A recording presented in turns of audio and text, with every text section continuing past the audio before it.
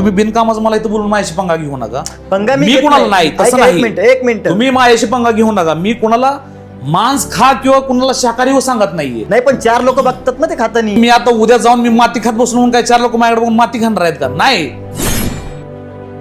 लोकांनी नावं ठेवली, लोकांनी मला मागे खेचलं, लोक म्हणले व्हिडिओ बनवू नको, तरी पण मी ऐकलं नाही दादा. इंस्टाग्राम असेल त्याच्या खाली जे कमेंट येतात ते वाचलेत का कधी? येस दादा, वाचतो. काय वाटतं बरं तेव्हा? वाद, भांडण आणि महेश मोठे हे समीकरणच जुळलेलं आहे पहिल्यापासून. खरं तर करायचं म्हणून करत नाही बरं दादा भांडण. म्हणजे मी असं काय तर करतो, असं कृती करतो, काय तर असं करतो आणि त्यातनं होऊन जातं. कृती नाही, ते कांड होतं. 100%. सो बस माझ्या मागे लालच लागली. त्या लालचीमध्ये दादा लय मोठी चोरी केली मी. येस, त्या चोरीमध्ये अमेरिकन डॉलर होते, धिराण होते, पाऊंड होते, सगळीच करन्सी होते, मल्टिपल कंट्री करन्सी. अच्छा. आणि ती चोरी एवढी मोठी झाली ना दादा, म्हणजे एकदम ब्रेकिंग न्यूज म्हणतात ना, जसं आपल्या चॅनलवरती ब्रेकिंग न्यूज येते तसे थायलंडमध्ये CCTV, अल जझीरा, NDTV, बँकॉक पोस्ट, हे सगळं टॉप न्यूज चॅनल आहेत. त्या सगळ्या न्यूज चॅनलने माझी पोस्ट टाकली दादा. सोशल मीडियामधून महेश मोठे किती पैसे कमवतो? हा समाज आहे ना दादा, किंवा या समाजातले लोक, तुमचे पाहुणे रावळे, तुमचे शेजारी पाजारे, ही लोक, जर तुम्ही आयुष्यात प्रगती नाही केली, जर तुमच्या आयुष्यात पैसा पाणी नाही आला, तुमच्याकडे कुठलं मान सन्मान नाही आला ना, तरी तुमच्या बरोबर थांबत नाही. नमस्कार, मी विशाल आणि स्वागत करतो तुमचं माझ्या या चॅनलवरती. आज आपल्याकडे एक खास गेस्ट आहेत. तुम्हाला 100% माहीत असणार. हा माणूस कधी ना कधी तुमच्या रील्सवरती, तुमच्या इंस्टावरती, तुमच्या फेसबुकवरती, तुमच्या कुठल्या तरी सोशल मीडियाच्या अल्गोरिदमवरती नक्कीच आला असेल. ज्या माणसाची महाराष्ट्रात चर्चा होते, ज्या माणसाची इंस्टाग्रामवरती चर्चा होते, ज्या माणसाने एक रील्स बनवली तरी कुणाला तरी कंटेंट म्हणून ती रील्स वापरता येते. आपले सर्वांचे लाडके आणि माझे मित्र महेश मोठे सर, सर्वप्रथम खूप खूप स्वागत आहे आपलं आमच्या स्टुडिओमध्ये. येस दादा, खरं सांगू ना, पहिली गोष्ट, बऱ्याच वेळा पॉडकास्ट होतो पण लोकांना माहित नसते की पॉडकास्ट कुठं होतोय. अच्छा. कारण 4 भिंती बघून कळत नाही. पण मित्रांनो, आजचा पॉडकास्ट जशी पंढरपूरला पावननगरी म्हणतो तसे पुण्याची पावननगरी म्हणजे आळंदी, संत ज्ञानेश्वर, संत तुकाराम यांच्या पूर्ण पावन नगरीतनं, म्हणजे मला खरं सांगतो दादा बरं का, आळंदीला यायचंय. आज मी फक्त मी म्हणून नाही, माझ्याबरोबर माझी बायको आली, फॅमिली आली, कारण आळंदीला चाललोय दादा. Yes yes. आणि यामध्ये उत्सुकता होते आणि कदाचित त्यामुळेच आपला जो पॉडकास्ट आहे तो स्पेशल होणार. नक्कीच नक्कीच नक्कीच. म्हणजे आतापर्यंत तुम्ही महेश मोठे रील्स वरती बघितलंय. महेश मोठे रिअल आयुष्यामध्ये कसं आहे, म्हणजे अगदी ज्या गोष्टी कधी रील्सवर आल्याच नाहीत त्या गोष्टी आज आपण या पॉडकास्टमध्ये बघणार आहोत. महेश दादा, बघतो आम्ही खूप वेळा की काही काही रील्समध्ये आपण इतकी इंग्लिश बोलता ना, म्हणजे एखाद्या फॉरेनला लाजवल एवढी इंग्लिश बोलता. तर मला असं विचारायचं आहे, महेश मोठेचं शिक्षण काय झालंय? दादा, माझं शिक्षण खरं सांगू ना दादा, आता बऱ्याच लोकांना माझ्याकडे बघून वाटेल, अरे ह्याच्याकडे टॅटू आहे अंगावरती, बोलण्यामध्ये बरेच वेळा इंग्लिश शब्द येतात, कदाचित झालं असेल इंग्लिश मिडियम. पण तसं नाही दादा, प्युअर गावठी, प्युअर मराठी मीडियम. 7वी पर्यंत मराठी शाळेत गेलो, त्यानंतर डायरेक्ट हायस्कूल 10वी पर्यंत. ओके. आणि 10वी नंतर मग माझा डिप्लोमा इंजिनिअरिंग हा तो प्रवास सुरू झाला. पण मी हाय म्हणजे एकदम प्युअर गावठी मराठी मीडियम मराठी शाळेतला दादा. JDP शाळेतला? येस, JDP, जिल्हा परिषद जिंदाबाद. Okay okay. येस. कुठे झालं शिक्षण? दादा, माझं शिक्षण पंढरपूरपासून एक 10 किलोमीटरवरती एक खूप सुंदर गाव आहे, बाबुळगाव नावाचं. ओके. येस, त्या गावामध्ये जिल्हा परिषदची शाळा आहे. 7वी पर्यंत तिथंच झालं. परत 7वी ते 10वी पण माझ्याच गावामध्ये श्री रेणुका विद्यालय होतं. पुढचं पण शिक्षण तिथंच झालं दादा. म्हणजे 10वी पर्यंत गावातच होतो, गावातच राहिलो. महेश मोठे सध्या रील्स वरती खूप फेमस आहे. येस. महेश मोठेचा रील्सचा प्रवास सुरू कुठून झाला? म्हणजे टिकटॉक वरती महेश मोठे होता का? येस दादा, टिकटॉक वरती होतो. टिकटॉकनंच खरा सुरुवातीचा फेम दिला बरं का. ओके. पण टिकटॉकच्या आधी सुद्धा दादा मी 2 ते 2.5 वर्ष मी व्हिडिओ बनवत होतो. 2 वर्षात कुठल्याच व्हिडिओला 150 ते 200च्या वर लोकांनी पाहिलं नाही, तरी पण बनवायचो. रोज उठायचो, व्हिडिओ बनवायचो, कारण माहित होतं की बाबा एक ना एक दिवस काय ना काय होईल यातनं. 2.5 वर्षानंतर जेव्हा टिकटॉकचा वेळ आला, त्यावेळेस टिकटॉकवरती माझी पहिली रील गेली ती 20,000. आणि 20,000 गेलो. 20,000 मध्ये मी जेवढं खुश झालो दादा, सध्या माझा 2 मिलियन मध्ये जर व्हिडिओ केला तर तेवढी खुशी होत नाही, माहिती आहे का. जेवढे मला फक्त 20,000 वरती व्हिडिओ जाऊन खुशी आलते, कारण ते काळ वेगळा होता. त्या काळात एखादा व्हिडिओ बाबा ज्याला हजारो लोक पाहतात, ही गोष्टच मला आत्मसमाधान देत होती की हे यार तुला एवढी लोक पाहतात, हा हा कमाल आहे गाड्या तुझी, माहितीये का. त्यामुळे मला असं म्हणायला आवडेल की दादा, सुरुवात जरी कमी व्ह्यू मधनं झाली तरी शेवट कमी व्ह्यू मध्ये होत नाही दादा. Yes yes.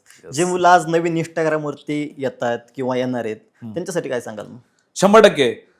सध्या मित्रांनो बऱ्याच लोकांना वाटतं की मी बी रील स्टार व्हावं, मी बी रील बनवावं, काय तर कॉमेडी करावी, ही करावं ती करावं. पण रील स्टार होणं म्हणजे फक्त फेमस होणं नाही दादा. यस. फेमस झाल्यानंतर ती तुम्हाला मॅनेज करता यायला पाहिजे, तो तुम्हाला हँडल करता यायला पाहिजे. जेव्हा तुम्ही चार चौघामध्ये जाता, माणसामध्ये जाता, समाजामध्ये वावरता. बरीच लोक फेमस होतेत पण फेमस झाल्यावरती इन्कम त्यातनं कसा करायचा माहित नाही.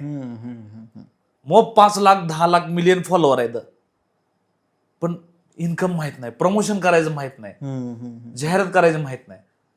त्यामुळे दादा मी खरं सांगू ना दादा, मला ही जी पण आता मी सध्या सोशल मीडियावर करतोय ना, ती कुठतरी एक गरज होती. म्हणजे कुठतरी अशी वेळ आली होती ज्या वेळेला मी मजबूर होतो लाईफमध्ये की दादा काहीतरी ह्यातनं कमावं रे, त्याशिवाय माझं पोट नाही चालणार, बरोबर. त्याशिवाय पुढे जाऊन मी टिकू नाही शकणार. सो हीच गोष्ट मला अशी सारखं करत होती की नाही महेश, फक्त व्हिडिओ बनवून फेमस होऊ नको, त्यातनं 4 पैसे कमव तरच तुला मान सन्मान आहे. बरोबर. आणि दादा तीच गोष्ट आज मी करतोय. बरोबर.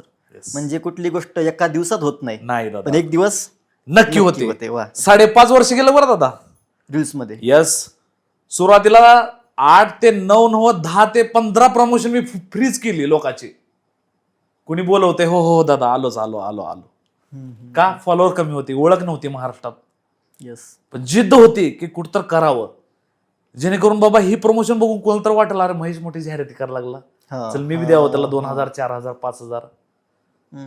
सो मीच माझं मार्केट ओळखलं, मीच ओळखलं ही कशाची गरज आहे, आणि त्यानुसार मी वागलो दादा, आणि त्यानुसार पैसा येत राहिला. म्हणजे छोटं जरी प्रमोशन आलं तर ते करा. 100% करा दादा. 500 रुपये स्टोऱ्या मी प्रमोट केलेले आहेत.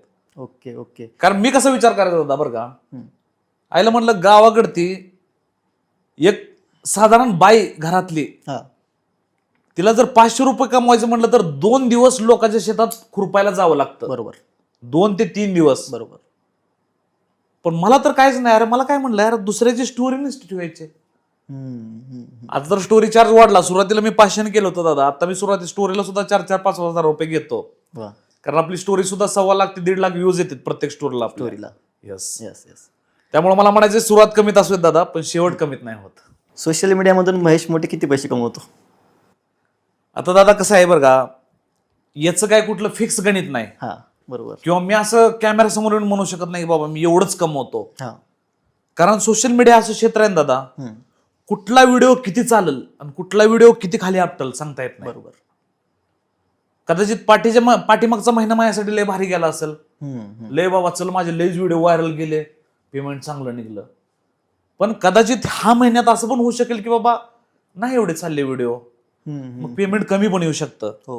पण तुम्हाला ऑन अन एव्हरेज सांगितलं ना दादा, ज्यावेळेस माणूस पूर्ण महाराष्ट्रभर त्याची ख्याती होती, जेव्हा माणसाला कळतं की सोशल मीडियावरती काय चालतं काय नाही चालत, हे जेव्हा त्याला गणित डोक्यात फिट होतं ना दादा, मला वाटतं त्यानंतर कुठलाच महिना 50,000च्या खाली नाही बरं का, मिनिमम. यस नक्कीच नक्की. कुठलाच महिना दादा. आणि यात फेसबुकचं योगदान लय आहे बरं का. आता बऱ्याच वेळा मला जाहिरात येतात किंवा पॉडकास्ट असेल काय असेल, बरं लोकांचं प्रमोशन करतो, मग ते प्रमोशनचे मिळतात बाबा 10,000 15,000 20,000. पण कधी कधी असं होतं की जाहिरात पण नाही भेटत. मग समजा मी घरीच बसून आहे, मग तेव्हा कुठं इन्कम होतो, त्यावेळेस माझ्या बाबतीत फेसबुक माझ्या पाठीमागे उभा राहतो दादा. कारण फेसबुक अशी गोष्ट आहे ना दादा, बऱ्याच लोक फेसबुकला कमी समजतात. फेसबुक लोकांना असं वाटतं की नाही नाही नाही टाइमपास आहे, पण दादा फेसबुक एवढा इन्कमच कशात नाही दादा. युट्यूब नंतर जर कोण हात धरू शकत असेल ना तर दॅट इज फेसबुक. यस. फेसबुकवरती मी म्हणतो तुम्ही रोज 1-2 पोस्ट टाका, तुमचं कुठल्याच महिन्यात पेमेंट 30-40,000 खाली नाही दादा. म्हणजे ज्यांना रील्स बनवायचे इंस्टाग्राम वरती, त्यांना असं तुमचं सांगणं आहे की फक्त इंस्टाच नाही तर आणखी प्लॅटफॉर्म पण आहेत जिथून पैसे आपण अर्न करू शकतो. 100%. आता इंस्टाग्रामला कसं होतं, इंस्टाग्राम स्वतःहून तुम्हाला 1 रुपया देत नाही. आता भले ते विराट कोहली असू दे किंवा रोनाल्डो असू दे, काय भले त्यांचं 200-250 मिलियन फॉलोअर आहेत, इंस्टाग्राम त्यांना 0 रुपये देते. पण त्या लोकांनी जर कोणाची पोस्ट टाकायची म्हटलं तर ती लोक त्यांना करोड रुपये देतात. बरोबर. तसं माझ्या बाबतीत आहे, मला करोड तर नाही भेटत, पण कोणाचं जर व्हिडिओ टाकायचं म्हटलं तर मिनिमम 20,000 25,000 10,000 15,000 एक रेट आहे दादा. आता मी तुम्हाला म्हटलं 25,000 पण आहे आणि 10,000 पण आहे. कारण का माहितीये का, पुढच्या माणसाची परिस्थिती बघून मी काम करतो. यस. जर मला वाटलं बाबा एका शेतकऱ्याचं प्रमोशन आहे, गरीब घरच्या माणसाचं प्रमोशन आहे, अशा वेळेस मी असं म्हणत नाही बाबा चल मला 20च पाहिजे 30च पाहिजे. नाही, सध्याच्या युगामध्ये प्रत्येक जण प्रयत्न करायचा प्रयत्न करतोय की बाबा मी तर काय तर घडावं, माझे पण कुठतर 4 फॉलोअर वाढावे. सो मी ती जवळनं अनुभवलंय, मी बघितलंय. माणूस फेमस नसतो तेव्हा त्या माणसाची किती धडपड असते. यार माझा व्हिडिओ कुठतर व्हायरल जावा, मला पण कुठतर 4 लोकांनी बघावं. ती प्रवास लय जवळनं बघितलाय दादा, माहितीये का. म्हणून मला आज वाईट वाटतं, कारण माझं नशीब आहे मी व्हायरल झालो. आज मला लोकांचं प्रेम भेटते, मला खूप काय मला भेटलं सोशल मीडियामुळं. आज एवढं सोशल मीडियामुळे मला जॉब सुद्धा करायची गरज नाही दादा. कुठं रोज सकाळ उठून मला कामाला जायची गरज नाही. बरोबर. लोकांनी नावं ठेवली, लोकांनी मला मागे खेचलं, लोक म्हणली व्हिडिओ बनवू नको, तरी पण मी ऐकलं नाही दादा. कारण मला कुठतर खात्री होती की ज्या गोष्टी मी आज एक फोनचा कॅमेरा चालू करून मी बनवतोय ना दादा, याच गोष्टी एक दिवशी इतिहास घडवणार, याच गोष्टी एक दिवशी मला खाऊ पिऊ घालणार, माझं पोट सांभाळणार. मला जर पुढचा व्यक्ती वाटला की बाबा हा व्यक्ती फक्त पैसा आणि फेमस होण्यासाठी नाही, पण त्याच्याकडे पण कुठतर टॅलेंट आहे, कुठतर ती बी व्यक्ती असं वाटते की भविष्य जाऊन याचं पण नाव कुठतर होईल, तेव्हा माझं मन मला म्हणतं नाही अरे जाऊ दे, प्रत्येक गोष्टी पैशात तूही करू नको. या माणसाबरोबर काम कर, कमी मध्ये काम कर, भविष्य तुझंच आहे. फेसबुक असेल, कुठली सोशल मीडिया असेल, इंस्टाग्राम असेल, त्याच्या खाली जे कमेंट येतात ते वाचलेत का कधी? येस दादा, वाचतो. काय वाटतं बरं तेव्हा? दादा आता सध्या जेव्हा कमेंट वाचतो ना, त्यावेळेस तुम्ही जर म्हणला ना एखाद्याने मला म्हणजे आई बहिणीनं शिवी देऊ द्या, तरी सुद्धा मी असं हसणार असं करणार बरं का. किंवा कोणी म्हणणार तू असाच आहे थोडाफार, तू पागल आहे, मेंटल आहे म्हणणार, तरी बी हसणार. पण सुरुवात अशी नव्हती दादा. सुरुवातीला मला कुणी वाईट कमेंट केली ना दादा, डायरेक्ट आई बहीण काढायचो, डायरेक्ट ऍड्रेस दे म्हणायचं त्याला, कुठं आहे तो, लगेच आलो पोरं घेऊन मी. पण मला नंतर कळलं यार, म्हणलं मला जर खरं मोठं व्हायचं असेल आयुष्यात, मला जर खरं त्या लेवलला जायचं असेल ना, तर मी लोक मला काय म्हणतात या गोष्टीचा विचार नाही करू शकत. म्हणजे मलाच जाणीव झाली की लोकांनी कमेंट केल्या म्हणून मी टेन्शन घ्यायचं, मी रडायचं, मी स्वतःला वाईट समजायचं, हे कितपत योग्य आहे दादा. मी तर आज काहीच नाहीये, मी तर स्वतःला झिरो समजतो. पण देशाचे पंतप्रधान मोदी असू द्या किंवा देशाचे महान कोणी पण असू द्या, शास्त्रज्ञ असू द्या, रतन टाटा असू द्या, मला असं वाटत नाही की कोणाचं कमेंट सेक्शन चांगलं असेल. आज तुम्ही मोदीचं कमेंट सेक्शन बघा, त्याला विषय आहेत दादा. नक्कीच नक्कीच नक्कीच. सो मला काय वाटतं माहितीये का दादा, की कमेंट सेक्शन तुम्ही बघा, तुम्ही अनुभवा, तुम्ही बघा लोक तुम्हाला काय म्हणतात, पण ती कमेंट सेक्शन बघून तुम्ही मागं हटू नका. अरे रे रे मला तर लोक धमकी द्यायला लागली, अरे रे रे महेश मोठेला ना दादा. कारण मी जात अशी मर्दाची आहे दादा, कुणी काय बी म्हणू द्या, मी मागं हटणार नाही. कुणी कमेंटमध्ये धमकी देऊ, शिवी देऊ, काय देऊ, माझं विचार हे शिवरायांचा येतं, माझं विचार हे आंबेडकरवादी येतं. मी कुठल्या गोष्टीला जुमानत नाही, कुठल्या गोष्टीला भेट नाही. एक मावळा, एक भीमसैनिक म्हणून कायम त्या गोष्टीला तोंड देणार. आणि जेव्हा माणूस त्या गोष्टीला तोंड देतो ना दादा, तेव्हा माणसाच्या पदरात काय ना काय पडतंच, मला एवढी खात्री आहे. नक्कीच. येस, हिमतीन लढा, तुमचा पदर कधी खाली राहणार नाही. नक्कीच. आणि तुम्हाला सांगायला आवडेल दादा बरं का, खरंच म्हणजे गडावरती जाण्याचा विचार हा माझा विचार पहिला नव्हता. बर. माझ्या आयुष्यामध्ये जी व्यक्ती आली जया, ती मला एक 3-4 दिवस आधीच म्हणायचे, अहो महेश, मी तिला म्हणलो गोव्याला जायचं का म्हणलं, मी तिला म्हणलं विमानाचं तिकीट बुक करतो म्हणलं, काय ती म्हणली नको नको नको, जाऊन आलोय म्हणली, मला त्यात काय विशेष वाटत नाही. आपण महाराजांच्या गड किल्ल्यावरनं सुरुवात करू दादा. ती व्यक्ती स्वतः आंबेडकरवादी विचाराची आहे, आंबेडकरवादी परिवारातली आहे, तरी पण तिचं मला पहिलं शब्द होतं की आपण महाराजांच्या गड किल्ल्यावरच नवीन वर्षाची सुरुवात करू. वा. येस. मग माझ्या पण मनात कुठतरी विचार आला, नाही म्हणलं यार ती बोलतीये ना, चला म्हणलं. म्हणून तर छत्रपती शिवाजी महाराजांचं ज्या गडावरती महाराजांनी वयाच्या 16-17 वर्षी तोरणाक बांधलं ना दादा, तोरण, स्वराज्याचं तोरण बांध. येस, त्याच किल्ल्यावर ना दादा लय हारलो, लय म्हणजे हारलो म्हणजे कसं माहिती आहे दादा, पहिलं 30% गड चढलो, वाटलं नको नको नको, परत 50% चढलो, नको नको, जयाला म्हटलं नाही नाही नाही नाही. पण ती कसं आहे म्हणतात ना दादा, की तुम्ही ज्या लोकांसोबत राहता त्या लोकांचा बी विचार कसा आहे हे लय मॅटर करतं. यस यस नक्कीच. यस. जया म्हणली काय व्हायचं ते होती, पडू म्हणली, मरू म्हणली आपण, शपथ तिचं लास्ट शब्द असं होतं की ए होती म्हणली काय व्हायचं ते, काय म्हणली काय होणार आहे, जाऊ म्हणली, होऊ दे अंधार म्हणली, अंधार होऊ दे म्हणली. गेलो दादा माहितीये का, पण जेव्हा वर गेलो ना तेव्हा अभिमानच वाटला आणि वाटलं खरंच यार बरं झालं ती म्हणली उगाच. चल सोशल मीडिया म्हटलं की कॉन्ट्रोवर्सी आलीच. येस. असं कधी झालंय का एखादा व्हिडिओ अपलोड केलाय, त्या व्हिडिओ खूप भांडण झाले, कॉन्ट्रोवर्सी झाली, परत डिलीट केलाय? दादा एक दोनदा नाही, लय वेळा झाल्या लय वेळा. कारण का माहिती आहे दादा, प्रत्येक वेळेस डिपेंड करायचं की बाबा मॅटर कशा लेवलचा झालाय. जर मॅटर माझ्या म्हणजे वैयक्तिक माझ्या लेवलवर आला तर मी डिलीट करत नव्हतो. म्हणजे मी म्हणायचं काय होईल होते. पण कधी कधी असं व्हिडिओ टाकलं मी की जसा कला केंद्रामधून एक व्हिडिओ टाकला होता मी. आता ते व्हिडिओ असं झालं की लोक माझ्या घरापर्यंत गेले दादा, जसं माझा मोठा भाऊ असेल, माझी आई असतील. सो तेव्हा मला प्रॉब्लेम झाला. तेव्हा मग मी लगेच म्हणलं नाही नाही मी व्हिडिओ डिलीट करतो म्हणलं. जर माझ्या व्हिडिओ टाकण्यानं जर माझ्या घरच्यांना त्रास होत असेल तर ती कदापि मला मान्य नाही दादा. मला किती त्रास होते वैयक्तिक बरं का. काय किस्सा झाला होता तो? किस्सा कसा आहे माहिती का दादा, आता तुम्ही म्हणसाल बाबा नवीन वर्षाची सुरुवात तर गडावरनं केली, पण कसं आहे सांगतो मी. काय वर्षापूर्वी कसं होतो हे पण मला सांगायला मला असं वाटतं की मग मी लाजू नये. नक्कीच. येस दादा, टाइमपास करायचो, एन्जॉय करायचो, कुठे बी जावा, थोडंफार ड्रिंक करा, इकडे फिरा तिकडे फिरा, कुठं कला केंद्रात गेला. मग कला केंद्रात गेल्यावरती टाइमपास म्हणून व्हिडिओ बनवला होता. गेलाय बाबा असं टाइमपास मध्ये व्हिडिओ बनवला, पण ती व्हिडिओ एवढा महागात ठरला दादा, सगळ्या बायकाला म्हणल्या तुझ्यावर केसच करतो. कारण आता त्या बायकांचं म्हणणं, बायका का म्हणल्या केस करायच्या. आता तुम्ही म्हणसाल बायका तर फेमस झालत्या, कारण व्हिडिओ एकाच दिवसाचं 2.7 मिलियन गेलता दादा, 3 मिलियन वरती जवळजवळ.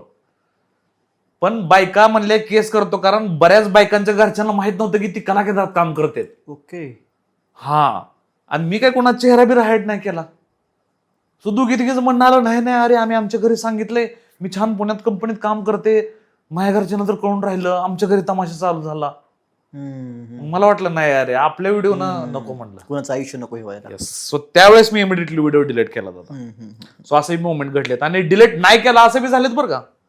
ओके. आता एकदा टाइम काय झालं, राजकारणाचा मॅटर झालता.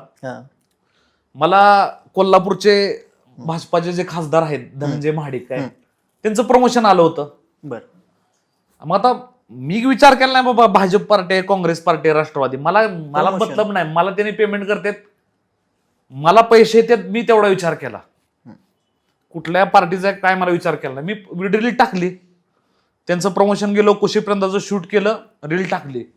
रील टाकल्यापासून जे मला त्रास सुरू झाला कोल्हापुरात, कारण बंटी पाटील त्यांचा विरोधक होता.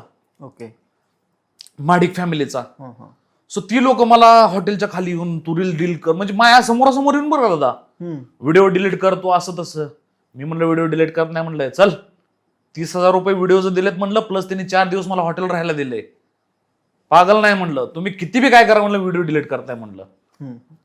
तू बंटी पाटीलच्या विरोधात चाललाय म्हणे. मी म्हणलं कुणाही विरोधात आहे म्हणलं, मी महेश मोठे रील स्टार आहे म्हणलं, एक कलाकार आहे म्हणलं, माझ्या कलतनं जर काय जात असेल म्हणलं तर त्या गोष्टीला मी काय करू शकत नाही म्हणलं. बरोबर आहे, मी गोष्टी करणार म्हणलं. त्याने लय म्हटली व्हिडिओ डिलीट कर. शाई बी घेऊन आलते दादा, पेन बिन घेऊन आलते तसली शाईचं पेन. एक दोन जणांशी असं खोललं पण होतं, अंगावर शाई टाकायची, माझा निषेध करायचा. पण मी तिथं अजिबात हल्लो नाही दादा, मी असं स्तब्धच खडा राहिलो. आणि आता पण माझी तशीच आहे बरं मेंटॅलिटी, कुणी काही ना दिला गोत दादा. जर मला वाटते बाबा ती गोष्ट कुठल्या महापुरुषाच्या विरोधात नसेल, कुठल्या धर्माच्या विरोधात नसेल, कुठल्या देवदेवतांविरोधात नसेल, तर मी त्या गोष्टीला मागे घेऊ शकत नाही. बाकी तुम्ही कुणी म्हणा खासदार आहे ना आमदार आहे, मी ह्या गावचा डॉन आहे, नाही चल ये पुढं, विषय मिटला. कारण दादा कसं माहितीये का, ह्या क्षेत्रात जर टिकायचं असेल ना तर धाडस बस. नक्कीच. चुकीचं बी करायचं नाही. जसं मी तुम्हाला म्हणलं की कुठली गोष्ट धर्माविषयी बोलायची नाही, महापुरुषांना बोलायचं नाही. कारण दादा कसं आहे माहितीये का, आपण जे सध्या जगतोय that is a low level life. कारण महापुरुषांनी जे जगले, छत्रपती शिवाजी महाराज असू द्या, डॉक्टर बाबासाहेब आंबेडकर, महात्मा फुले, जे पण शाहू असतील, म्हणजे जे पण मोठे मोठे महापुरुष आहेत ना दादा, त्यांनी जे लाईफ मध्ये केलं ते आपण आता करायची पण गरज नाही किंवा ते आपल्यावर करायची वेळ पण नाही. बरोबर. सो मी त्यांच्याशी बरोबरी करत नाही, पण एवढं की त्यांच्या विरोधात व्हिडिओ कधी बनवू शकत नाही दादा. बस एवढंच मला कळलंय. बाकी ही गोष्टी सोडल्या ना तुम्ही काही करा दादा. हम्म. पुन्हा विरोध यार मी आशुक सराफ आहे का आपलं हा. त्याच्या पोराला नडलो लागा ते कलर्स हा, मराठी ते काय झालं होतं मग बघितलं मी ते स्क्रीनशॉट पण बघितले. Yes yes yes. काय किस्सा होता तो? आता ते अशोक सराफ म्हणजे कसं माहितीये का, आम्ही लहानपणापासून त्याचं फॅन होतो. हा हा. आता मला पण माहित नाही बाबा की मी व्हिडिओ बनवला म्हणजे त्याचं पोरग बघल आणि त्याच्यापर्यंत जाईल, मला माहित नव्हतं. हा हा. मला थोडं एक दिवशी निदर्शनात असं आलं की अशोक सराफचं पोरग थोडस असं म्हणजे तृतीयपंथीसारखी वागणूक आहे त्याची. ओके. हा बरं का. सो मग मी व्हिडिओ असं बनवला की तो असा आहे म्हणून. बरं का. दुसऱ्या दिवशी ती व्हिडिओ अशोक सराफपाशी पोचला. कलर्स मराठीचा मला मेसेज, ह्या टीमचा मेसेज, दादा तू असं नाही बोलू शकत, सो तू त्यांच्या मुलाला असं नाही बोलू शकत, असं तसं. मला लय भरपूर विरोध केला, पण मी म्हणलं मी काय चुकीचं बोललो नाही म्हणलं जर तो व्यक्ती तसा असेल म्हणलं तर त्यानं ती मान्य करायला पाहिजे ना.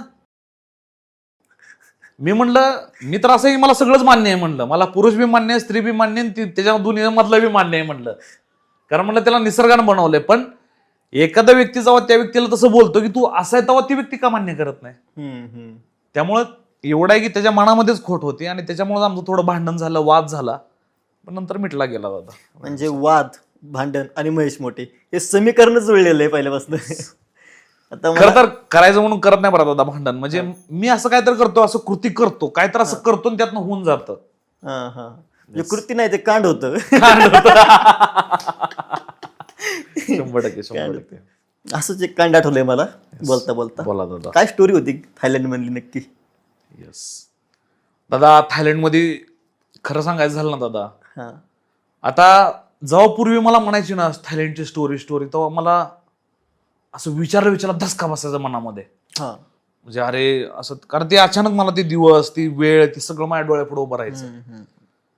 पण आज ह्या गोष्टी मी अभिमानानं सांगतोय की मी थायलंडमध्ये जेलमध्ये गेलो ते उलट चांगलं झालं दादा. तुम्हाला कोणीच असं म्हणणार नाही की जेलमध्ये गेलो आणि उलट चांगलं झालं. कारण जर जेलमध्ये गेलो नसतं ना दादा, तर माझ्यामध्ये असा ऍटिट्यूड आला नसता, असा रुतबा आला नसता, माझी विचारसरणी बदलली नसती, माझ्यामध्ये जाणीव, माझ्यामध्ये आत्मीयता, माझ्यामध्ये जी पण करुणा भावना आहे ना ती पण आली नसती दादा. कारण जेल अशी जागा होती ना, त्या जेलनंच मला एवढ्या अन्नाच्या तुकड्याची जाणीव करून दिली, पाण्याची जाणीव करून दिली, झोपायच्या जागेची जाणीव करून दिली दादा. एवढंच काय, अंगावरचे कपडे घालतो ना त्या कपड्याची पण जाणीव करून दिली. सो मला असं वाटतं की जेल जरी मी चुकीच्या गोष्टी करून का गेलो असेल ना, तरी सुद्धा त्या गोष्टीनं मला चांगला संदेश दिलाय, मला चांगलंच काहीतरी अद्दल घडवले. त्या अद्दल मला जीवनात मोठं होण्यासाठी काय मदत करणार होता. काय झालं होतं नक्की ते? तर दादा, जेलमधली स्टोरी सांगताना बरेच जण कचरतात की यार कसं सांगू मी चूक केली, मी कसं. पण मी असं नाही म्हणत दादा, मी चूक केली, पण ती चूक पण का केली ह्याचा पण मी अभ्यास केला बाबा. कारण दादा, ज्या गोष्टीसाठी मी जेलमध्ये गेलो त्यावेळेस परिस्थिती तशी होती. मला कमी वेळामध्ये मोठं व्हायचं होतं, झटपट श्रीमंत व्हायचं होतं, पैसा कमवायचा होता. मी लालच, अपेक्षा याच्या बळी पडलो, आहारी गेलो. माझी लालच अपेक्षा मला सारखं म्हणत राहिली, यार काय तू 35,000 काम करतोय. कारण मी जेव्हा भारतातून थायलंडमध्ये जॉब करत होतो दादा, माझी सॅलरी होती 35,000 रुपये. ओके. ती पण कट व्हायची, त्यातलं पण 3-3.5% कट व्हायचं. जेव्हा ती इंडियामध्ये यायचं ना, आपल्या इंडियातल्या बँक ऑफ इंडिया यायचं तेव्हा कट होऊन यायचं काय. सो मला असं 31,000 काय तर 800 का 700 रुपये मिळायचे. सो मला असं वाटायला लागलं, यार किती दिवस एवढंच पैसे कमवणार, कसं भागवणार त्यात. तेव्हा भेटत असलेली पगार जर आत्ता मला भेटत असली तर मी असं म्हटलं असतं, यार वाईट पगार नाही यार, 31,000 भरपूर झाले. पण तेव्हा माझा विचार तसं नव्हतं. मला वाटलं नाही अरे, मला आणखीन कमवायला पाहिजे. सो बस माझ्या मागे लालच लागली. त्या लालचीमध्ये दादा लय मोठी चोरी केली मी. येस, त्या चोरीमध्ये अमेरिकन डॉलर होते, धिराण होते, पाऊंड होते, सगळीच करन्सी होते, मल्टिपल कंट्री करन्सी. अच्छा. आणि ती चोरी एवढी मोठी झाली ना दादा, म्हणजे एकदम ब्रेकिंग न्यूज म्हणतात ना, जसं आपल्या चॅनलवरती ब्रेकिंग न्यूज येते तसे थायलंडमध्ये CCTV, अल जझीरा, NDTV, बँकॉक पोस्ट, हे सगळं टॉप न्यूज चॅनल आहेत. त्या सगळ्या न्यूज चॅनलने माझी पोस्ट टाकली दादा. कारण मी एकदम मोस्ट वॉन्टेड मध्ये होतो. कारण ज्या माणसाची चोरी केली ते माणूस होता इजिप्तचा. बरं. हा, तो पण इजिप्तचा डिप्लोमॅट निघाला. तो पण कुठला नॉर्मल माणूस नव्हता, डिप्लोमॅट होता, म्हणजे जो गव्हर्नमेंट बॉडीमध्ये काम करतो. सो आणखीन केस हायलाइट झाली. टीव्हीवरती रोजच सकाळ चालू, गाव नाही. 4 दिवस माझं इन्व्हेस्टिगेशन चालू होतं. झाली कुठं चोरी, पण केली कुठं? बँकॉक एअरपोर्टला दादा. अच्छा. ऑन द स्पॉट एअरपोर्टला, बँकॉक मध्ये. येस बँकॉकच्या मेन एअरपोर्ट आहे सोनबोम इंटरनॅशनल एअरपोर्ट. त्या एअरपोर्टच्या डिपार्टर लॉन्च मध्ये हे झालेलं होतं. तिथूनच मी माझी पूर्ण बॅग उचलली. अच्छा. Yes. ह्याला चोरी म्हणण्यापेक्षा आता कसं आहे, नॉर्मल लोक म्हणणार हे चोरी केली चोरी, पण ती चोरी नव्हती दादा. जेव्हा तुम्ही एखादी गोष्ट नियोजन करून करता ना, तेव्हा त्याला म्हणतात प्लान रॉबरी. अच्छा. हा, त्यामुळे चोरी आणि त्या गोष्टी, चोरी कशी झाली, मी कोणाचं लक्ष नाही काय तर न्या पळवून, ते तसं नव्हतं. पूर्ण मी नियोजन केलं होतं. आता मला त्या गोष्टीचं सांगतोय म्हणजे मी काय अभिमानानं नाही सांगत की बाबा हा मी केलं, पण ते एक दुर्दैव होतं, पण केलं बाबा. जेलमध्ये गेलो, त्यातनं काहीतरी फळ भेटलं, चूक भेटली, त्यातनं काहीतरी आज्ञा घडली, आणि ज्या आज्ञातनं मला आज काय शिकाय भेटले ना, ते शिकण्यातनं मला काहीतरी फायदा होतोय, त्या शिकण्यातनं मी काहीतरी चांगलं जगतोय दादा. बस. काय अमाऊंट होती ती? अमाऊंट दादा आता कसं आहे, अमाऊंट फिक्स नाही. त्या टायमाला त्याची व्हॅल्यू वेगळी होती, कारण केस झाली होती 2016 मध्ये. अच्छा. त्यावेळेस डॉलरची, पाऊंडची, दिरांची किंमत वेगळी होती. सध्या आता 2025 चालू आहे, जवळजवळ 9 वर्षाचं होतं आलं काय, 8 ते 9 वर्ष झाले. येस. आता अमाऊंट भरपूर वाढलेली, पण त्या टायमाला अमाऊंट अराउंड 76 लाख पर्यंत जात होती दादा. अच्छा. येस, 76 लाख. येस, जवळजवळ 1 कोटी रुपये होत होतं. अच्छा. आपलं इंडियन करन्सी मध्ये. कसं असतं बरं जेलचं आयुष्य? दादा जेलचं आयुष्य, भले तो भारत असो किंवा भारताच्या बाहेर असो, काय प्रत्येक ठिकाणी सरकारचं एकच असतं की बाबा ह्याला कसं का होईना त्रास व्हावा. आता जेलमध्ये आपण एवढं म्हणू शकतो की बाबा ह्या जेलमध्ये थोडं झोपायला चांगली जागा आहे, थोडं जेवण चवीला चांगलं आहे, पण जेल हा जेल आहे शेवटी. तुम्ही 4 भिंतीच्या आतमध्ये, तुम्हाला कोणाला भेटायची परवानगी नाही, तुम्हाला कुणी फोन करू शकत नाही, तुम्ही कोणाला भेटू शकत नाही. जेल हा सर्व देशात सेमच राहतो, फक्त फरक काय माहिती का दादा, तुम्हाला खायला कसं भेटते, झोपायची जागा कशी आहे, थोडंफार व्यायाम करायला भेटतंय का, बस एवढाच फरक होता, दुसरं काय नाही दादा. मित्र म्हणाल की जेलचा आयुष्य वाईटच आहे, कुणी चुकूनही त्या गोष्टीच्या नादी लागू नका दादा. जे आता पोरं गुन्हेगारी स्टेटस टाकतात, बाहेगिरी स्टेटस टाकतात. नाही, ही आता जी पोर आहेत ना दादा, मी तुम्हाला खरं सांगतो, काय काही दिवसापूर्वी सेम क्वेश्चन मला वैभवदूसनं विचारला होता. काय वैभवदूस बरोबर पॉडकास्ट केला, तर वैभवदूस म्हणला यार माझ्या पण थोडं मित्रपरिवार थोडं आजकाल अशीच करायला लागलेत की मी गुंडा आहे, मी डाकू आहे, मी डॉन आहे, काय. पण मी त्यांना म्हणलं हे तुमचा गैरसमज आहे. बरीच लोक काय करतात, 2-4 पोरं घ्या, थोडंफार गुंडगिर्दी करा, मी गल्लीतला भाई आहे, मी ही आहे, ते आहे, काय त्यात त्यांना मजा वाटते, कारण 2-4 माणसं भेटते ना, हे दादा दादा असं दे, जाऊ दे म्हणणार बरं का. ती भिलं का त्यांना आणखी ती आत्मविश्वास वाटते.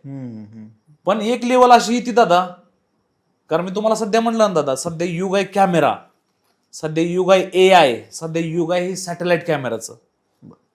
बरोबर. मी तुझ्या घरासमोर गुन्हा केला, भले तिथं सीसीटीव्ही कॅमेरा नसू दे, मी काय म्हणतोय, सध्या मी इथं गुन्हा केला एखादा, काय इथं कॅमेरा नाही, याचा अर्थ असा नाही की मी निर्दोष सुटेल, नाही. कारण जर केस जेव्हा तेवढी डीप मध्ये जाते, जेव्हा केस तेवढी ही होती ना सिरियस, तेव्हा डायरेक्ट गव्हर्नमेंट सॅटेलाइट कॅमेरा असतो वरती, त्याची मदत घेतो. हा, येस, सॅटेलाइट कॅमेरानं प्रत्येक ठिकाण प्रत्येक 24 तास रेकॉर्ड चालू आहे दादा, माहितीये का. येस, आणि हे प्रत्येक देशात आता मॅन्डेटरी केले, भारतामध्ये पण नव्हतं, पण भारतामध्ये 2024 पासून नोव्हेंबर महिन्यामध्ये, गेल्या वर्षीच्या नोव्हेंबर महिन्यापासून satellite camera footage access to the normal police department, to the army, to the cyber police, या 3 डिपार्टमेंटला डायरेक्ट सॅटेलाइट सीसीटीव्ही ऍक्सेस केलेला आहे. आता रुटीन काय होतं पण तिथलं जेलमधला? रुटीन दादा कसं असं? जेलमध्ये सकाळ लवकर उठायचं, 5:30 झालं ठण ठण ठण ठण ठण बेल वाजणार. तुम्ही झोपीत असू द्या ना तर काय का असं, ती माणसं तुम्हाला उठायला लागतायच. उठलं का लगेच असं नाही की लगे उठला आणि तुम्ही लगे लघवीला गेला आणि कुठं बाथरूमला गेला, नाही. उठलं का तुमच्या इथं उठायचं, डोळे बिळ चोळायचं, लगे नंबर 1 2 3 4 5 नंबर चालू.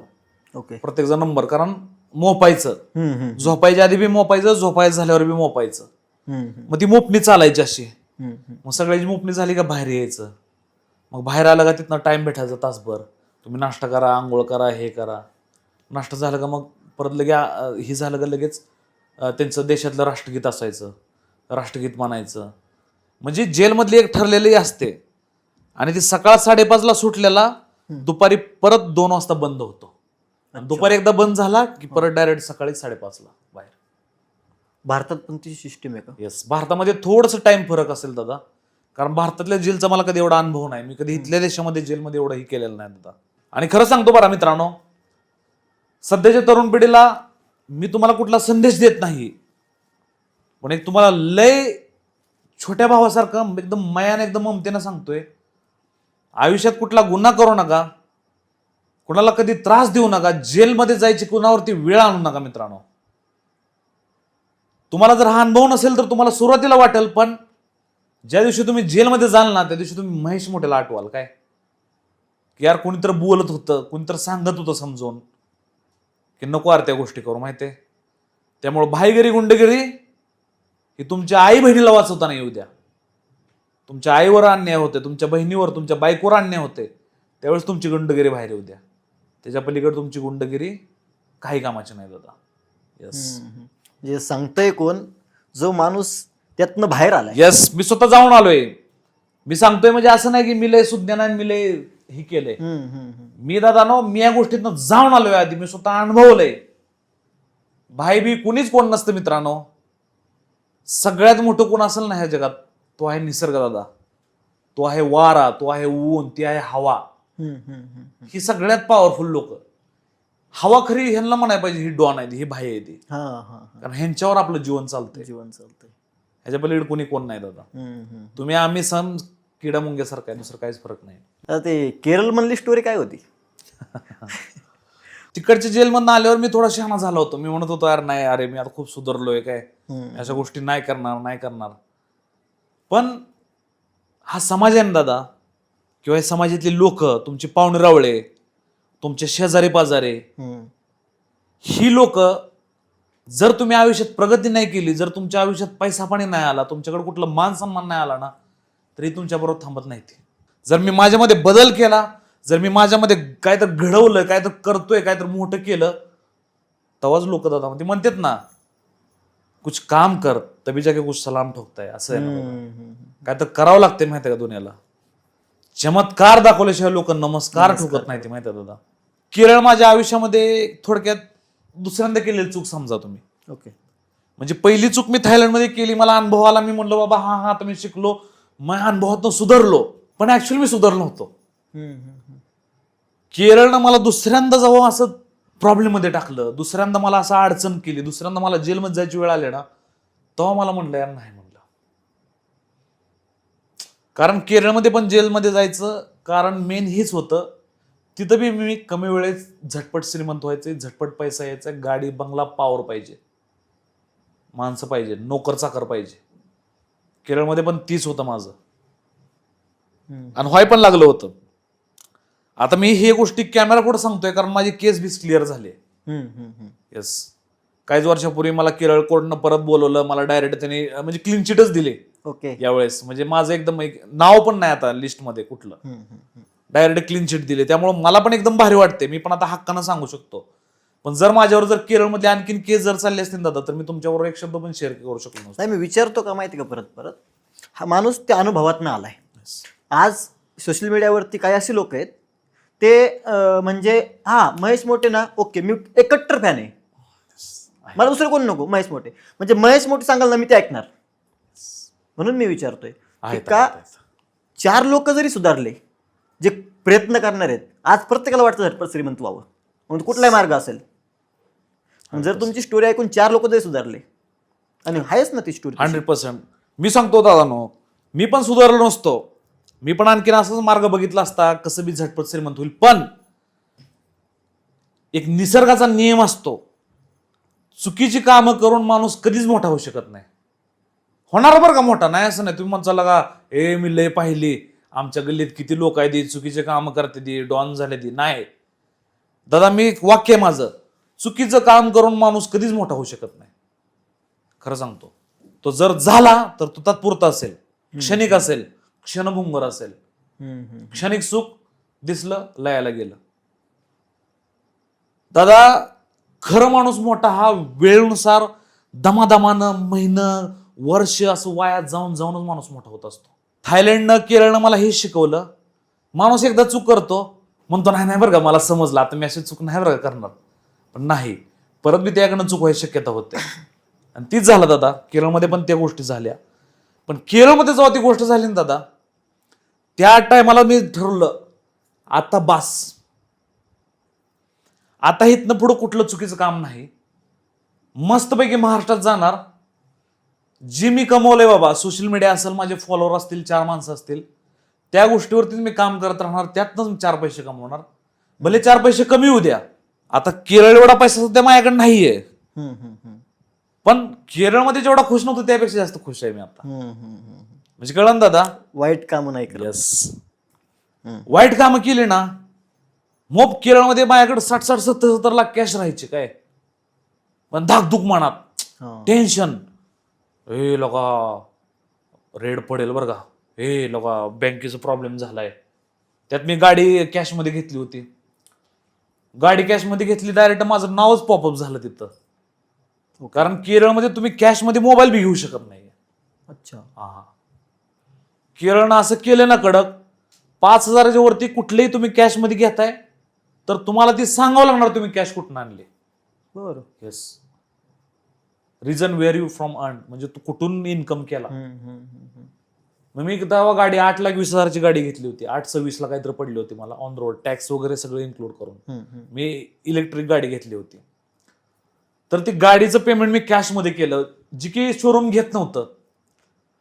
की शोरूम मला म्हणलं नाही sir, we don't accept cash payment. बरं का, माझ्याकडे दुसरा मार्ग नव्हता. मी लगेच त्याला अकाउंटवर टाकूनही करत नव्हतो. पण कसं झालं माहिती आहे का दादा, चुकांमध्ये चुका केल्या, गडबडीमध्ये गोंधळ केला, आयुष्यात चांगलं क्षण आलं त्या क्षणाला सुद्धा वाट लावली, आणि कदाचित त्याच्याचमुळं आज थोडं जी पण काही जीवन भेटले ना, त्या जीवनाची लई किंमत आहे मला दादा. पण महेश मोठे आणि विचार बदलणं, म्हणजे महेश मोठे हा त्याच्या शब्दावरती ठाम राहत नाही. करेक्ट दादा. बऱ्याच ठिकाणी बरं का, आता तुम्ही म्हणून तुम्ही नाही, बऱ्याच ठिकाणी जेव्हा मी मुलाखत द्यायला जातो ना, तेव्हा बऱ्याच लोकांचं असं म्हणणं असतं की यार महेश मोठे त्या शब्दावर ठाम नाही. पण मी तुम्हाला खरं सांगू दादा, सध्या परिस्थिती बदलली, वेळ बदलली. ही काळ 2025चा आहे. या काळामध्ये मी शब्दावरती ठाम राहून मी स्वतःच्या कडनी मी असं स्वतःला नाही म्हणू शकत. कारण का माहितीये का दादा, पूर्वीच्या काळी म्हणायची ए शब्द दिलाय बरं का, ए जबान का पक्का आहे म्हणायची. त्यानं शब्द दिलाय ना, आता ते शब्द बदलत नाही. पण ती काळ गेला, आता तसं ठाम राहायची पण गरज नाही. आणि आता खरं सांगतो दादा बरं का, एखादा शब्द आता ठीक आहे, ती गोष्ट जर माझ्या प्रेमाविषयी असेल, माझ्या बायकोविषयी असेल तर मी विचार करेल. पण मी कोणाला तर शब्द दिलाय की हा ठीक आहे अरे चल थोड्या दिवसात ही गोष्ट आहे, मी येतो. थोड्या दिवसांनी मला वाटली नाही यार ठीक आहे नको, तर मी माझं विचार एवढं भारी पाहिजे की मी लगेच नको पण म्हणायला पाहिजे, विचार पण बदलायला पाहिजे. कारण जी विचार बदलायला नाही दादा, ती लोक कशी असतात माहितीये का, ए नाही आता मी शब्द दिलाय बाई, मला तेवढं करावंच लागतंय, मला असं करावं लागतंय. नाही, महेश मोठे असं नाही दादा. महेश मोठेचं असं आहे, आत्ता असं आहे ठीक आहे, असं वाटतंय त्यानुसार मी चालतोय. भविष्यात जर मला वाटलं की ती गोष्ट बदलते तर मी बदलणारच. येस, कारण ती बदलणं सुद्धा काळाची गरज असते दादा. त्याला आपण असं नाही म्हणू शकत की अरे काय बदलला असं शब्द नाही दादा.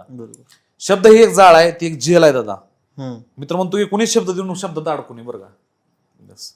हा, आपली बायको असेल, आपली ती गोष्ट असेल, ती गोष्ट वेगळी. पण इतर मित्र असू द्या, कोणी शेजापाजारी पाहुणे, कोणाला शब्द द्यायची गरज नाही. शब्द देऊन कोणाला फसू नका, माझं तर एवढं म्हणणं आहे. कधीच कुठल्या मित्राला म्हणू नका, त्याला आधीच म्हणू नका तुझ्या लग्नाला मी नक्की तुला किती 2 लाख देणार. आता भले त्याचं लग्न व्हायला 4 वर्ष टाइम आहे, पण उगा मीच अरे परत मला थोड्या दिवसांनी वाटेल यायला कशाला बोललो मी, 2 लाख रुपये देतो त्याला असं. म्हणजे मला सांगायचं काय माहिती का दादा, शब्द पाळणं ही चांगलीच गोष्ट आहे, मी त्याला वाईट म्हणत नाहीये, पण शब्द बदलणं सुद्धा ही वाईट गोष्ट नाहीये. महेश मोठेला एवढी साधारण मुलगी का आवडली?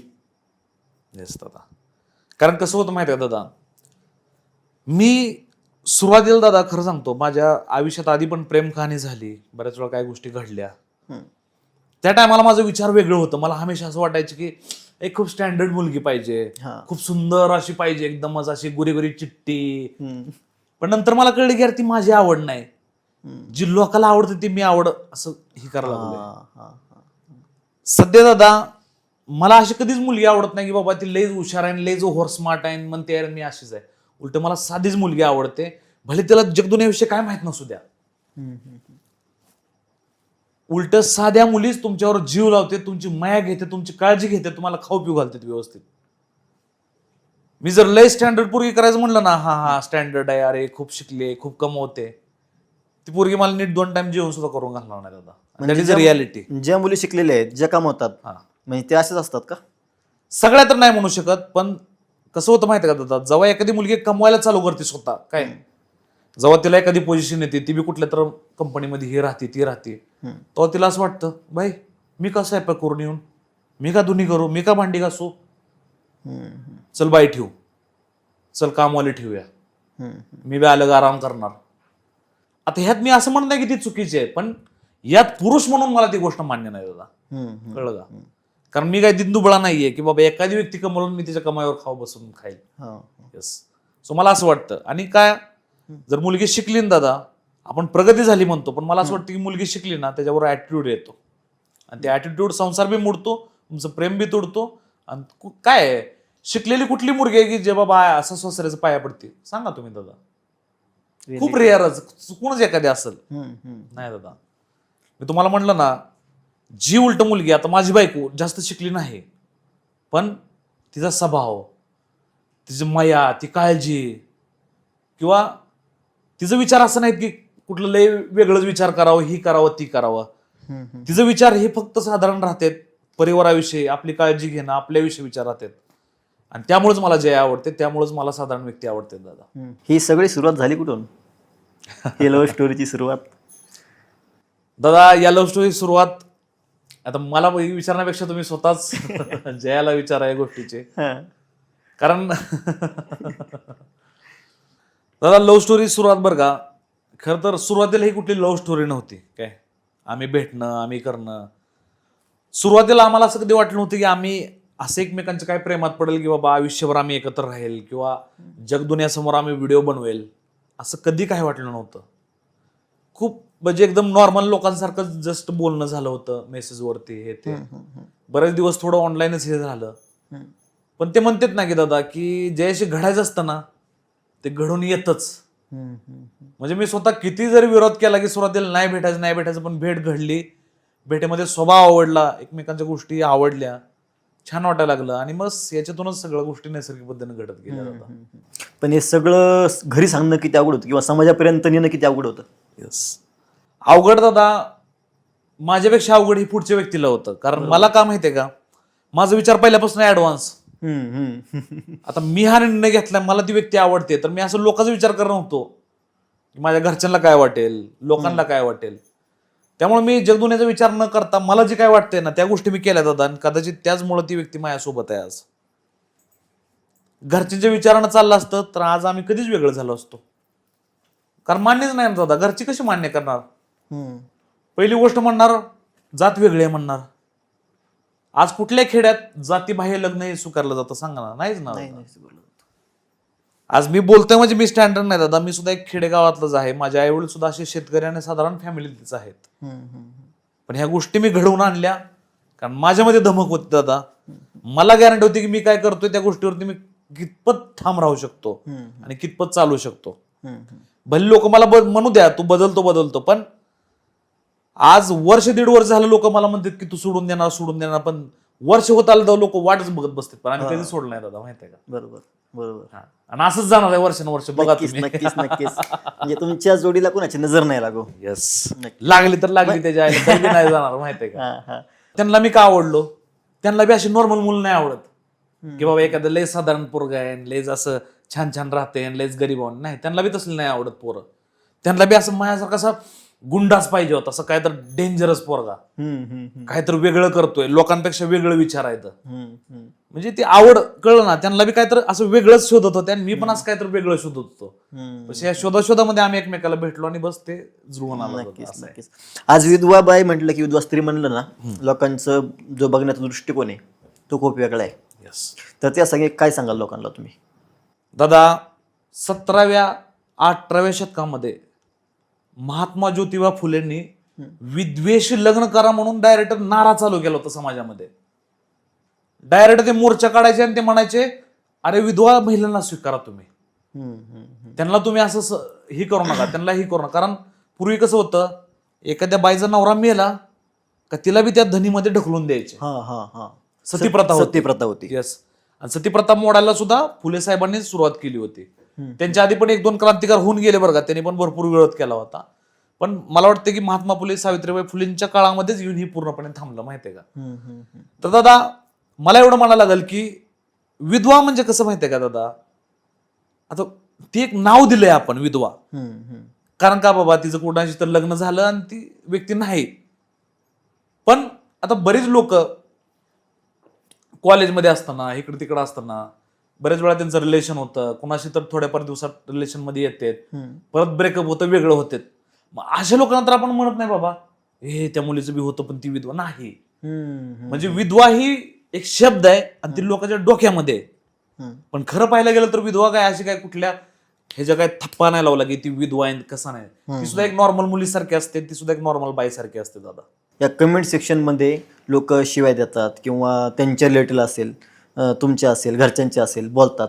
त्यावेळेस नक्की काय वाटतं, म्हणजे त्यांना बोलतात तेव्हा एक नवरा म्हणून काय वाटतं? जर मी प्रत्येक कमेंट, आता कसं आहे माहिती आहे का दादा, आज ती व्यक्ती माझ्यावर प्रत्येक ठिकाणी फिरते, वर्ष होत आलं, कुठं कार्यक्रम असू द्या, कुठं जाहिरात असू द्या, कुठं ओपनिंग कुठेही असू द्या, ती माझ्यावर फिरते, ती बघते मला मान सन्मान किती आहे. आजपर्यंत किती लोक आली, फोटो काढला, सगळ्यांनी काढला, पण कुणी मला म्हणलं नाही की तू व्हिडिओ चुकीचं बनवतोय. कमेंट ही ती कसं आहे, ती ऑनलाईन आहे. आता मग कसं आहे माहितीये का, ही दोन पोरं ही मला ऑनलाईन शिव्या बी देऊ शकते, ती मला टाकू बी शकते, तू इथे तुला ठुकतो तुला मारतो, पण ही लोक मला समोर कधी बोलू शकणार नाही दादा. त्यामुळे मी सुरुवातीला तिला सांगितलं की ही कमेंट बिमेंटची दुनिया ही लय वेगळी आहे. आता माझ्या बायकोला सुरुवातीला अशी कोणी कमेंट टाकली ना, तुला बघतो बिकतो, तिला त्रास व्हायचा, मला काय वाटत नसायचं, टेन्शन यायचं भाई आता कसं होणार ह्याला कोणी तर. पण मी तिला म्हटलं काय नसतं, वेळ लागला 4-5 महिने, तिला बी त्रास झाला, पण ह्या गोष्टीतून मी तिला बाहेर काढलं आणि तिला म्हणलं जो लढतो ना तो झळकतो दादा, जो विरोध असतो ना, जो विरोधाशी पण विरोधाभासारखं राहतो ना, त्याचं नाव घडतं दादा. माहिती आहे महेश मोठे देव मानतो का? दादा नाही, मी काय विचारलं, महेश मोठे जर देव मानतोय तर महेश मोठेनी श्रावणात मासे खाल्लेत. दादा कसं आहे माहितीये का, जर तुम्ही काय वर्षापूर्वी हा मला प्रश्न जर विचारला असता ना, तर मी भीतीपोटी उत्तर दिलं असतं हो हो मी मानतो. पण सध्या माझा स्वाभिमान किंवा माझे विचार असं बनलेत ना दादा, मी देव मानतो, पण मी कुठल्या देवाला मानतो माहितीये का दादा, जो देव ऊर्जेच्या रूपात या निसर्गात वसलाय, ना की कुठल्या मानवी शरीरात. माहितीये का, मी मानवी प्रतिमेला कधीच देव मानत नाही दादा. माणूसच माणसाला कधी तयार करू शकत नाहीये, पण माणसाला हा निसर्ग तयार करू शकतो, परिणामी निसर्ग हा देव असू शकतो दादा. तुम्ही म्हणसाल निसर्ग म्हणजे कोण बाबा, माझ्यासाठीच म्हणतो, माझ्यासाठी देव म्हणजे असं रूप आहे ना, ज्याला तहान नाही, ज्याला भूक नाही, ज्याला कुठलं डोळं नाही, त्याला कुठला हात पाय नाहीयेत, पण ती ऊर्जा आहे, ती जिवंत आहे, त्याला मी देव मानतो दादा. कारण सांगतो, आता तुम्ही म्हणसाल मी सध्या आळंदीमध्ये बसलोय, देव मंदिरातलं मानत नाही याचा अर्थ असा नाही की मी त्यामध्ये विश्वास ठेवत नाही किंवा मी मंदिरात जात नाही. मी आणखीनही मंदिरात जातो, देवाच्या ठिकाणी जातो, माझं नतमस्तक होतो, नारळ फोडतो, सगळं करतो. पण कशासाठी माहिती आहे दादा, त्यातनं मला काहीतरी आनंद भेटतोय. याच्यासाठी नाही की मी मंदिरात चाललोय, मला भीतेन मी देवाचं ते करावं लागते तरच सर्व काय होईल ना. केरळमध्ये असताना सुद्धा माझी कॉन्ट्रोवर्सी झाली. त्या टायमाला सुद्धा मी एकच व्हिडिओ बनवला होता की मी म्हणलो होतं स्वामी समर्थ एक महान पुरुष आहेत म्हणलं. नाही, आणखी मला एक विचारायचं होतं, ते स्वामी समर्थावरनं असं म्हणजे मी ऐकलं होतं की असं एक रील्स होतं तुमचा की मी स्वामी समर्थावर काहीतरी बोललो म्हणूनच मला जेल झाली किंवा त्यानंतरच मी जेलमध्ये गेलो. येस, आता ही तुम्हाला सांगतो, हा एक प्रवास होता. त्यावेळेस तसं झालं होतं केरळमध्ये, स्वामींच्या वरती मी एक व्हिडिओ बनवला होता. आता त्या व्हिडिओमध्ये मी काय कुणावर टीका केली नव्हती, जसं की ती विषयभारी चॅनलला दाखवलं होतं की मी टीका केली आहे वगैरे असं तसं. मी फक्त असं म्हणलं होतं की स्वामी समर्थ एक महान आणि एक चांगलं व्यक्तिमत्व आहेत, त्यांचे विचार छान आहेत, पण स्वामी हे सर्वस्व नाहीत म्हणलं होतं. म्हणजे मी असं म्हणलं की बाबा स्वामीने ही दुनिया बनवली, स्वामीने आपल्याला तयार केलं असं नाही, किंवा मी असं नव्हतं म्हणलं की स्वामी तुमच्या आयुष्यातला प्रश्न सोडवतात. मी असं म्हणलं की स्वामी समर्थ एक महान व्यक्ती आहेत, त्यांनी त्यांच्या आयुष्यात सेवा केली, चांगलं कार्य केलं, परिणामी त्यांचा आदर आहे म्हणलं. ज्यावेळेस माझ्या आयुष्यात आई वडिलांनी माझ्या डोक्यावरचा हात काढला, माझा भाऊ असेल, मला सगळ्यांनी जवळ डोक्यावरून हात काढला ना दादा, मी एक बस स्टँडवरती बसलो होतो, असं रडत होतो बरं का. असं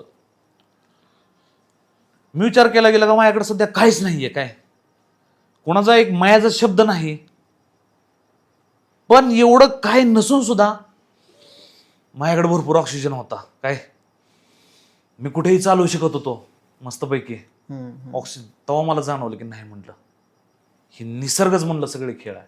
हम्म, आणि तेव्हापासून माझं निसर्गावरचं प्रेम वाढलं दादा. हम्म, मी पूर्वी असं होतं की मी थोडं झाडांशी पण बोलायचो, जेव्हा मला एकांत यायचा मी निसर्गाशी गप्पा मारायचो. आहे निसर्ग प्रेम हे पुस्तकातलं नाही किंवा दिखावायचं नाही की हा हा हा आय लव्ह ट्रीज, तसलं नाहीये. निसर्ग म्हणजे मी स्वतःला निसर्ग समजतो, त्याचा एक मी भाग आहे आणि भाग असल्यामुळं निसर्गाशी प्रेम करणं हे माझं कर्तव्य आहे दादा. ओके. पण निसर्गातील जे प्राणी आहे येस. मग त्यांना खायला चालतं का? आता तुम्ही म्हणसाल बरं का, जसं मी मासा खाल्लं, हा. आता या जाळ्यात मी पण लय दिवस अडकलो होतो दादा. जर भावना आपली भावने दृष्टिकोनात घेतलं तर आपल्याला वाटलं अयो चिकन मारून खायला लागला, मच्छी मारून खायला लागला काय, हम्म, असं वाटतं. नाही नाही नाही नाही. पण हम्म, जर तुम्ही निसर्गाच्या दृष्टीने अभ्यास केला, ही एक जाळ आहे दादा. काय उद्या मी जंगलात जाऊन मी काय तर अन्न शोधता शोधता मला वाघानं खाल्लं तर मी वाघाला म्हणू शकत नाही त्यानं चुकीचं केलं त्यानं. पण ते त्याचं खाद्य आहे ना वाघाचं. येस, तसं ऐका माणसाचं पण तुम्हाला सांगतो दादा. आता जसं माणसामध्ये कसं माहिती का दादा, आपण आहे ते आशिया खंडातले. काय आपले जर दात पाहिले तर आपले दात हे सेमी म्हणजे हे 2 दात आहेत ना, हे कार्निवर्स म्हणतात. म्हणजे जे प्राणी मांस खातात ना त्यांचे हे दात असे आहेत. आपण आशिया खंडामध्ये आपले खूप नॉर्मल आहेत. पण तुम्ही जर आफ्रिका खंडामध्ये गेला काय किंवा थोडंसं साऊथ अमेरिकेमध्ये गेला, जसं ब्राझील असेल, पेरू असेल किंवा बोलेविया, कोलंबिया, अशा कंट्रीमध्ये ह्या लोकांचं दाताचं प्रमाण उलट डीप जास्त आहे. मी असं नाही म्हणू शकत की माणूस हा शाकाहारी खाण्यासाठी बनलाय, पण मी असं म्हणू शकतो की माणसाचं खाद्य ही त्याच्या परिस्थितीनुसार, ते कुठल्या भागात राहतोय, ते कुठल्या भागात वाढलाय, कुठल्या आसपासच्या लोकात वाढलाय त्यानुसार ठरू शकतं. म्हणजे लोकांनी मांस खाल्लं पाहिजे का? मांस दादा मी असं म्हणू शकत नाही नाही, मला काय म्हणायचंय, महेश मोठे जे बोलतो लोक ऐकतात. मग महेश मोठे सांगणार का लोकांना मांस खा म्हणून? महेश मोठे सांगणार लोकांना नॉनव्हेज खा म्हणून? मित्रा, सुरुवातीला भूक महत्वाची होती मित्रा. मी कुणाला म्हणू शकत नाही की तू मांस खा किंवा तू शाकाहारी राहा, पण मी काय खातो हे मी दाखवू शकतो. आता याच्यामध्ये 2 गोष्टी आहेत.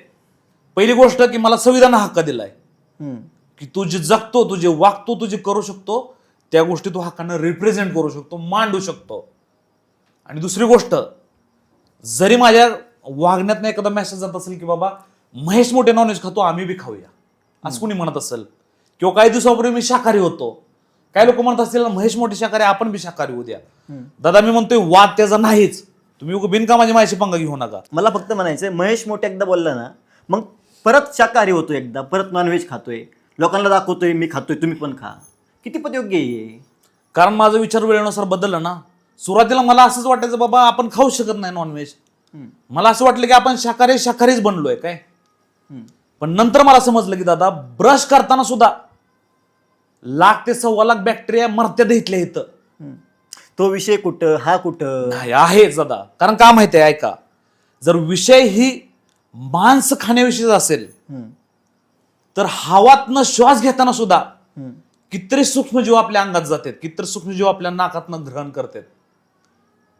बरेच आपल्या शरीरामध्ये गुड बॅक्टेरिया आहेत, बॅड बॅक्टेरिया आहेत. हिथं मी जर कापलं दादा तर ती रक्त निघेल, त्या रक्तात सुद्धा तांबड्या पेशी आहेत ज्या काही जिवंत आहेत, ज्यांना संवेदना त्या आहेत, ज्या की शरीरासाठी आवश्यक आहेत पैसे. येस, मांस शरीरासाठी आवश्यक आहे का? असं सांगितलं जातं की जे प्राणी जिभेने पाणी पितात ते फक्त मांस खाण्याचे योग्य आहेत, त्यांनी मांस खायला पाहिजे. मग माणूस जिभेने पाणी पितो का? पीत होता. आता ती बी सांगतो तुला दादा, सध्या माणूस जिभेनं पाणी नाही पित. कारण का, सध्या आपल्याकडे तांबे आलाय, ग्लास आलाय, भांडा आलंय. मित्रा, पूर्वी माणसं ही जिभेनंच पाणी प्यायचे. जिभेनं कशी, जेव्हा डोंगराचं झऱ्याचं पाणी वाहत होतं ना, सेम माणसं बी खाली वाकायची. आणि जशी आता तू म्हणशील जिभेनं म्हणजे काही लोक अशी प्राणी येतात, बरोबर आहे का? माणूस पण असं करतो, फक्त असंच ओढतो. आता बऱ्याच लोकांचं असं गैरसमज आहे की जिभेनं पितो तो मांसाहारी. तसं नाही मित्रा, मी खरं सांगतो, शाकाहारी मांसावरती लय भल्या, आपण तर कोणी नाहीये, भल्या मोठ्या माणसाने वाद केलेत. तुम्हाला असं वाटतंय दादा तुम्ही बिनकामाचं मला इथं बोलून माझ्याशी पंगा घेऊ नका. मी कुणाला नाही, तसं नाही. एक मिनिट, तुम्ही माझ्याशी पंगा घेऊ नका. मी कुणाला मांस खा किंवा कुणाला शाकाहारी हो सांगत नाहीये. नाही, पण 4 लोक बघतात ना ते खातानी. मग 4 लोक, मी आता उद्या जाऊन मी माती खात बसलो म्हणून काय 4 लोक माझ्याकडे बघून माती खाणार आहेत का? नाही, त्यांचं सुद्धा मत असतं, फक्त त्यांना मोटिवेशन पाहिजे. अरे महेश मोठे बी खाऊन राहिला, चला चला बसच झाला, तर मग खाऊन टाकूया. नाही दादा, मी कुणाचा विचार डायरेक्ट इन्फ्लुअन्स नाही करत. मी तर म्हणतो की तुम्हाला शाकाहारी आवडतं तुम्ही शाकाहारीच खावा, तुम्हाला मांसाहारी आवडतं मांसाहारीच खावा. विषय चूक बरोबरचा नाही, विषय पाप पुण्याचा मला नाही. काय म्हणायचंय, तुम्ही रील्स काढा पण टाकू नका ना इंस्टाला. मग नाही दादा, का नाही टाकणार? रील्स टाकतोय म्हणून मी घडलोय, रील्स टाकतोय म्हणून महाराष्ट्राच्या कानाकोपऱ्यात पोचलोय दादा. ज्या गोष्टीला विरोध होतो ती गोष्ट जर मी थांबून ठेवली असती दादा, तर महेश मोठे पंढरपूरच्या बाहेर कुठंच गेला नसता आज. माझ्या गावामध्येच तुम्ही सुद्धा मला ओळखलं नसतं आज. कसं आहे, अन्याय होत असतो, चुकीचं बरोबर होत असतं, पाप पुण्याच्या गोष्टी होत असतात, पण याचा अर्थ असा नसतो की तो माणूस चुकीचा आहे. याच्यामध्ये मी तुम्हाला खरं सांगतो आता बरं का, भले मी आता म्हणतो बऱ्याच वेळा मला मच्छी आवडते, हे आवडते, पण माझ्या विचारसरणीला पटणारं हे फूड खरं शाकाहारी आहे दादा, जसं आपल्या हिंदू धर्मानं सांगितलंय. तुमचं पुन्हा एकदा आमच्या स्टुडिओमध्ये खूप खूप स्वागत आहे. तुम्हाला इथे येऊन कसं वाटलं? मला खरं सांगून दादा, मी बऱ्याच ठिकाणी पॉडकास्टला गेलो, पण हा पहिला असा पॉडकास्ट आहे की बाबा माझ्यासोबत फॅमिली पण आलेले आहे. म्हणजे बऱ्याच वेळा मी स्वतः एकटं जातो, हे करतो. आणि दुसरी गोष्ट, हा पहिला पॉडकास्ट असा आहे की बाबा मी फॅमिलीला म्हणलं की चला पॉडकास्ट पण देऊया, जातो आळंदीमध्ये दर्शन पण घेऊया बरं का. त्यामुळे 100% दादा इतर पॉडकास्ट पेक्षा काहीतरी वेगळी फिलिंग आहे. मस्त वाटलं. वरनं तुम्ही स्टुडिओ छान बनवलंय, एकदम चिल्ड एसी आहे, मस्त वातावरण छान, पाहुणचार छान केला तुम्ही दादा. आहे सभ्यता मस्त आहे, स्टाफ चांगला आहे तुमचा, लगेच बघूनच समजतंय बरं का दादा. आणि एवढा आहे बरं का की तुम्ही आज म्हणजे मी बोलतोय ते शब्द तुम्ही काही दिवसांनी आठवा. जसं तुम्ही आज आहे ना दादा, तसं पुढच्या वर्षी या महिन्यात तुम्ही हे राहिलेलं नसणार आहे. तुम्ही बघा तुम्ही कुठल्या लेवलला पोहोचला असणार आहे 100%. तुम्हाला हा पॉडकास्ट कसा वाटला आम्हाला कमेंट करून नक्की कळवा. महेश मोठेच्या जे लाईफ मधले तुमचे अजून काही प्रश्न बाकी असतील तेही या कमेंट सेक्शनमध्ये नक्की विचारा. तुम्हाला हा पॉडकास्ट कसा वाटला कमेंट करून नक्की कळवा. आणि आवडला असेल तर लाईक करा, शेअर करा आणि चॅनलला सबस्क्राईब करा. तोपर्यंत नमस्कार.